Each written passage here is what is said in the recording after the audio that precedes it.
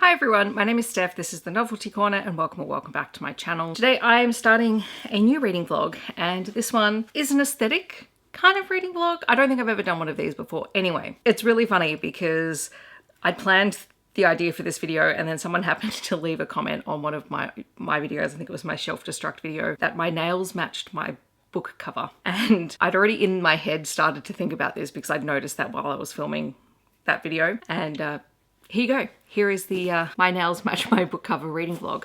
So my nails currently, don't look too close because I need to get them done desperately, hot pink and orange, which happen to beautifully match The Matchmaker by Saman Shad.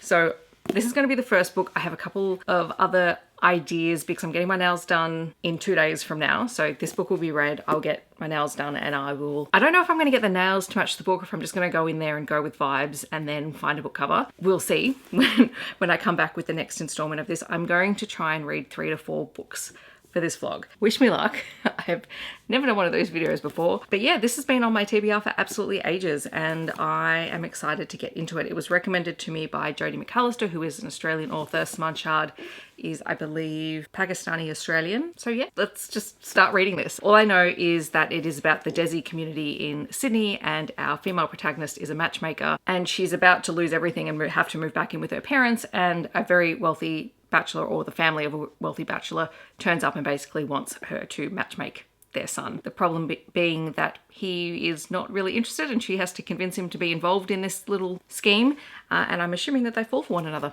All right, everyone, I'm back to talk about The Matchmaker by Saman Shad. For anyone playing along at home, this is a closed door romance, just so that you're aware, and it is the romance between a matchmaker and the man whose parents go to the matchmaker to try and find him a match. So Cal's parents are desperate to see him settle down. He's 30 and kind of floundering a little bit in life. Things are not going great. He's kind of stuck in a rut. And Saima, who is the matchmaker, she is trying to break down barriers in terms of matchmaking, in that she wants to break down the barriers between culture and class, particularly within the Pakistani community. And she tries to match people who are actually compatible, as opposed to the way that traditionally that matchmaking may have happened, in that you look at social class and you match like with like. But this doesn't always earn her a lot of respect within her own community. So there's a lot in here around how community has a huge impact on people and how everyone knows everything about everyone else. But Saima and Cal meet for the first time when she's leaving the wedding of a couple that she has helped find each other, and she calls an Uber but her phone dies and she gets into the car and she just tells the guy where she wants to go. She assumes it's her Uber driver, but it's not. It's Cal, who is trying to go to this wedding, has just had a fight with his girlfriend, doesn't want to go to the wedding, and just drives this woman home. And they get into a huge fight at the end because he is very disconnected from Pakistani culture. He's grown up in Australia. His parents are not overly traditional, and he just doesn't feel like he fits anywhere. And so it talks about third culture in here as he explores that concept. Then his parents turn up in her office wanting to find him a partner, but they don't want him to know that they're doing that. They want her to approach him and to sort of build a rapport and convince him to go on some date with some Desi women. She reluctantly decides to go along with this, and their paths cross, and their first couple of meetings do not end well. They constantly end in arguments. Then eventually she does convince him to try going on some dates. She never mentions that his parents have visited her, which that was always going to be the source of conflict in the book, and it obviously is. That part I could have done without, but you know, their relationship is very much a slow burn. They don't set out to fall for one another at all. And in fact, Saima is really reluctant because that has a huge impact on her business and on her ethics and integrity as a matchmaker. You know, the breakup is horrible because he finds her at her parents' place and the whole thing just goes to hell. But one thing I really did appreciate in here, I do like their relationship. I do like their banter and the way that they actually do understand each other, despite the fact that occasionally it causes arguments with each other. They're genuinely trying to seek to understand what the other person is trying to share or convey, and they both have their own histories and their own baggage that kind of makes that difficult and makes them reluctant to share things with other people. But the one really cool thing that does come out of this is that Saima makes a friend through one of the women that she actually sets Cal up on a date with, and she's also another very progressive, modern Desi woman who has a lot going on in her personal life, and she's not the right fit for Cal, but she actually becomes a really good friend to both Saima and one of Saima's friends. So like that side of it that was really cool. I really liked that.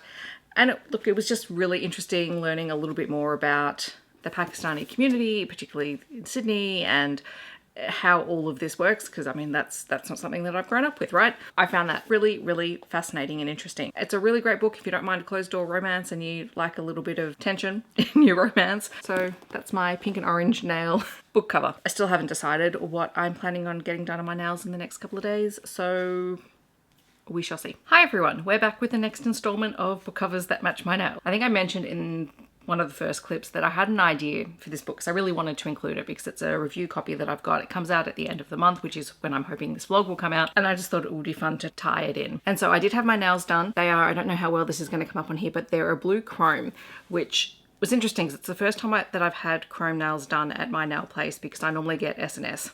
And we'd been talking about it for ages, and so I was just looking at the colours, and I wasn't sure if there was going to be a colour that would work for this, because I had a couple of different ideas, which included a dark blue base and then some bright colours and things like that. But in the end, I just decided I really wanted to try the chrome, but it still works for this cover because the cover has a lot of blue in it. And I've mentioned in a couple of videos, particularly where I'm working in my journals and with my advent calendar, that I love blue, but blue is not a colour that I tend to gravitate towards when doing journals and things like that. I don't know why. I love the colour blue. When I was growing up, my bedroom was blue. I made my parents paint my walls blue because I loved it that much. But it was so funny because I was recently working on my journal and I was setting up my monthly spread for my word of the day, which is all in themes of blue because I'm using the stickers from Mochi Bujo's advent calendar. And I'm like, you know what? Let's go with blue nails. I don't do it often, and the blue still matches the cover. And the book that I'm talking about is Not Catching Love by Saxon James, which is the final book in the Accidental Love series. It is a queer contemporary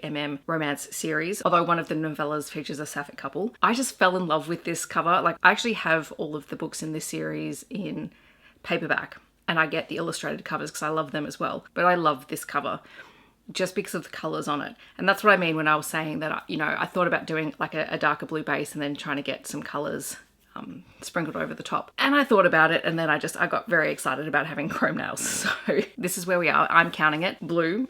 There's a lot of blue. We're going with it. This is probably one of the most anticipated couples in the series. You have Xander, who has a lot of anxiety, and his anxiety presents very much through hypochondria. Throughout the series, we've found that there's only a few people who can help calm him down when he gets into such a heightened state. Some of those being his friends who live in the share house where he lives, but also a nurse who works at a local clinic. And it is the relationship between Xander and the nurse at the local clinic. So a bit of conflict of interest. I'm excited. I'm excited to read it. I can't wait to get started. It's the 1st of January. I wanted to start my year with this book, so here we are. So I'm just a couple of chapters in, but I just wanted to stop and do a bit of an update on the content warnings and the notes from the author at the beginning of the book, just because I think it's important. So I mentioned that Xander suffers from severe anxiety, and so the content warnings include discussions of past trauma, including abandonment, neglect, and childhood abuse, and it is mentioned that there is trauma dumping and the anxiety attacks. The other thing that Saxon James included in her notes at the start is that Xander himself, because he is so deep in his mental illness, he has a really negative view of therapy and of medical healthcare professionals, people who can help him. And so that comes out. And she does say that the first part of the book deals with a lot of that, and that's on page, and, you know, has the usual disclaimers that that's not the author's opinion. It's just the reality of someone who is living with mental illness, and it's not easy and it's hard, but that it could be triggering to people. Now, as far as I'm aware, I mean, I'm not that far into the book. Those are not my triggers, but they might be someone else's. So particularly with this book, go gently if you do pick it up. It does deal very heavily with mental illness and anxiety. All right, everyone. So I finished Not Catching Love, and it's kind of bittersweet because it is the final book in a series, which I think I said it was book 6 before. It's book 5. It's interesting because this one does have the ethical dilemma of a nurse and a patient. And a lot of the book is Derek establishing those boundaries because he just can't watch as Xander continues to not be able to cope with his life. And this includes 2 trips that he takes volunteering overseas as a nurse and having forced separation from Xander. And I kind of like that. I would have liked, I suppose, in the story to see a little bit more of what was happening with Xander in between. We do get that information. We get it through sort of the narrative, and as he and Derek reconnect each time he comes back, we find out more about what's been happening with Xander, and he does end up in therapy even though he fights it every single step of the way. And it's hard because at times Xander is not a likable character. He intentionally pushes people away, he intentionally pushes their buttons because he's trying to just protect himself. And he is only just coming to realize that the way he talks and thinks about himself may not necessarily be healthy. And even at the end of the book, like, he's not magically fixed, which I appreciate, because when people are dealing with mental illness, it's not something that there's nothing that you can magically fix mental illness with.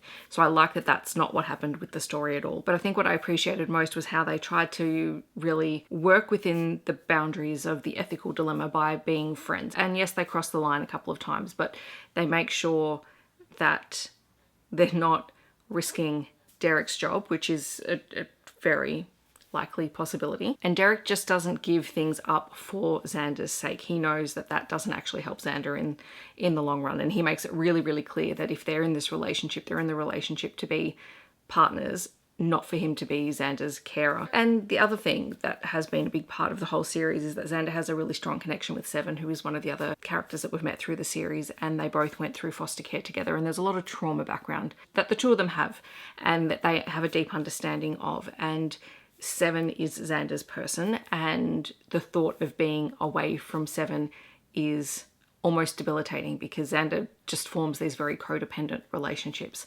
And so even towards the end of the book, where the characters are making plans and are moving forward, they're in an established relationship, they're looking at what that means for them moving forward. Derek isn't trying to change who Xander is as so much as trying to get him the help that he needs in order to function within the world. And that includes recognizing that it means that Seven and Molly, Seven's partner, are going to be in their lives, just like Derek's friends are going to be in Xander's life.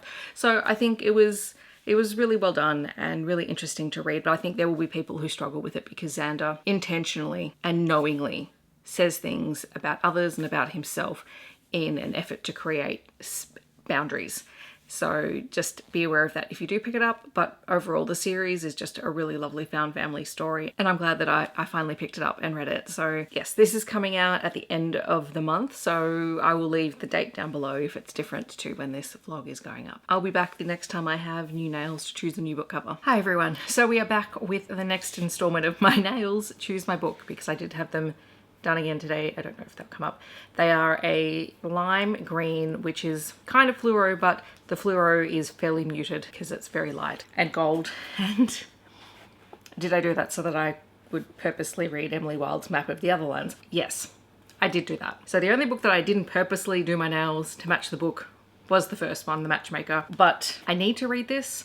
And I need to read this because the book club pick for Books and Lala's next round of Patreon book club is one Watermoon, which is my Buzzwordathon pick for next month, and also the third Emily Wilde. So I need to read the second one. So I've technically already started it. Today was a lot. Today was a lot.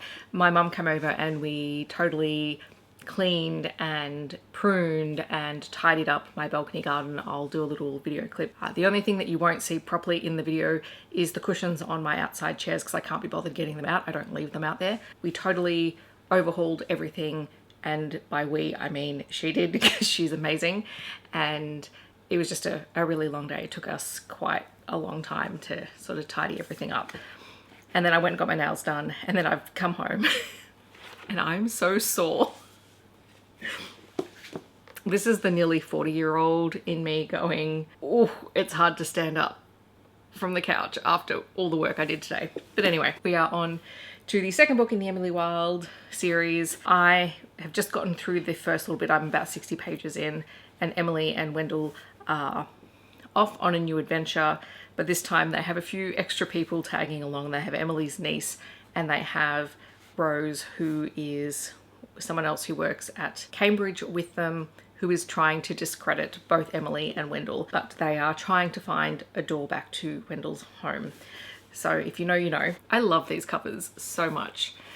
Does it annoy me that I have both this book and, where is it? The third book in a large size and my first one is the small size. Yes and no. Okay, they don't match in size, but the covers match. So let's just go hooray that, you know, this is one series that got through 3 books with consecutive, consistent cover styles. I'll take that as a win. I'm going to have some dinner, I'm going to read some more, and I will update you when I'm done. Hi everyone. So I have finished reading Emily Wilde's Map of the Otherlands. I really enjoyed it. It is really late here, and because it's been the holidays, I've been starting my reading in the early afternoon, and because of the day that I had and when I started this book, like I didn't actually really get into reading this book until like 7:30 tonight. So it's just after 11 now, and honestly, I don't stay up reading until 11 o'clock at night all that often now. I'm usually done by like 10, so I'm a little bit tired.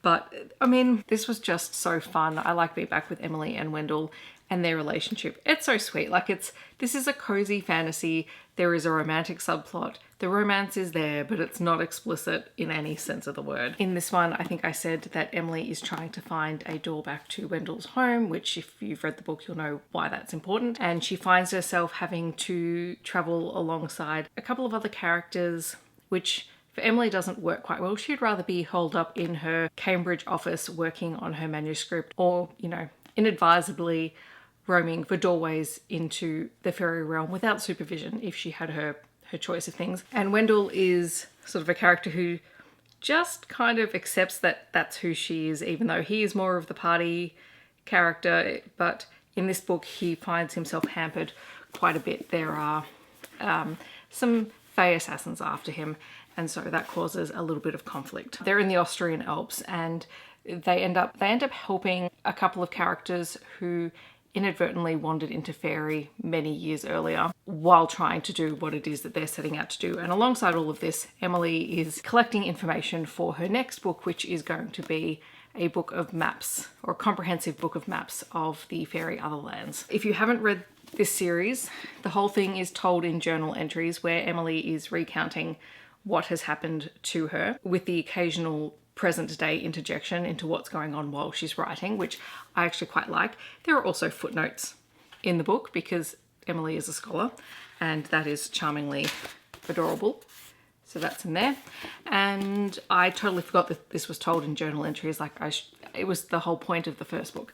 I totally forgot about it until I started reading, and I just realized between this book and the 3rd book in the series, I can tick off 2 prompts on the 52 book club challenge, so I'm thrilled. So this one is also being used for includes a journal entry, because this entire book is journal entries. But no, this was really fun. I had a great time with it. I've been staring at it for a couple of weeks, just going, you just need to read it. You just need to read it. So this is the good kick that I needed to read it, and then hopefully keep that momentum going, and in February, read the 3rd book. So I don't do many aesthetic vlogs, and this is the most ridiculous one of all, doing it based on my nail color, but it did clear 2 physical books off my pre-2025 acquisitions collection, which is great. I am keeping Emily Wilde. I'll probably end up donating or passing the Matchmaker on to a friend. Oh, I know what I was gonna do. I was gonna share a quote, because I'm like, for most of the book, I would say that I am very much like Emily, but in this particular quote, I'm very much like Wendell. So they're packing for this trip, and Emily starts throwing things in his suitcase, and he's like, why are you putting in this green jumper that she's bought him? And she's like, you can't always wear black. And he's like, and he's going, yes, but whatever. And then he says, the problem is not the packing. I admit I simply dislike traveling. Why people wish to wander to and fro when they could simply remain at home is something I will never understand. Everything is the way I like it here. My friends, that is me. No truer words have been spoken, Wendell. I digress. Finished these 2 books. Also got an arc out of the way. Absolutely thrilled that I'm doing this before the end of January, which means I can put the vlog up, I think, the day that the arc goes live, so that's handy. That's where we're going to leave it. If you like this concept, feel free to let me know down below. I can't guarantee that I'll be doing it again based on my nail color, but I mean, if there's some other kind of aesthetic that you would like me to try and do, maybe it'll happen again. Otherwise, if you've read either of these books, I'd love to know about it. Otherwise, if you just want to let me know that you're here but you don't want to leave a comment, feel free to leave a mushroom emoji to let me know that you're here. I hope that wherever you are in the world, you're staying safe and healthy, and I will see you in my next video. Thanks so much for watching. Bye, everyone.